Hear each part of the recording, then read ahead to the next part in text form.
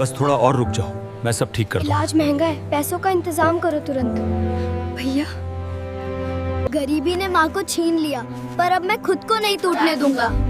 भैया आप रोए मत, मुझे आप ही चाहिए।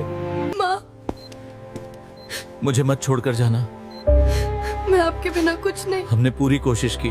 मुझे बिहार के एक छोटे से कस्बे में आरफ नाम का 18 साल का लड़का अपनी मां सुधा और छोटी बहन चांदनी के साथ रहता था।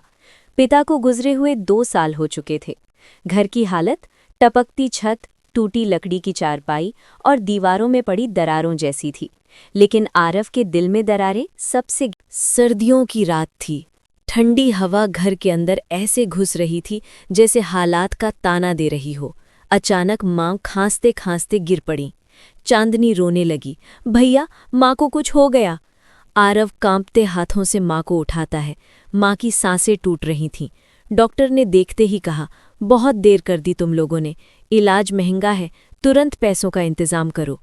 आरव की आंखों से ऐसे आंसू गिरे जैसे किसी की उम्मीद टूट गई हो। रात के 1 बजे आरव घर घर जाकर मदद मांगता रहा। किसी ने दरवाज़ा नहीं खोला।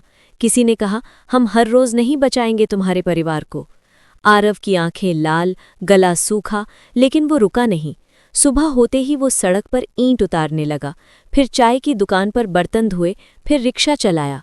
पूरा दिन काम करके भी बस 900 रुपये मिले, जबकि दवाई के लिए 12,000 चाहिए थे। वो हार कर फुटपाथ पर बैठ गया। उसकी मुट्ठियां कांप रही थीं, आंसू बह रहे थे, लेकिन दिमाग में एक ही आवाज़। शाम को चांदनी चुपचाप आरव के पास आई। उसकी आंखें सूजी हुई थीं। उसने आरव का हाथ पकड़कर कहा, भैया ये ले। उसने अपनी सबसे प्यारी चीज़, पिता के दिए हुए सोने के छोटे कान के झुमके, आरव के हाथ में रख दिए। आरव हिल गया। ये क्यों निकाले? ये आखिरी निशानी है पापा की।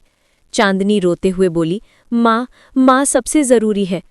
आरव बहन को गले लगाकर फूट फूट कर रो पड़ा। आरव झुमके बेचकर पैसे लाया और अस्पताल भागा, लेकिन माँ आईसीयू में थी।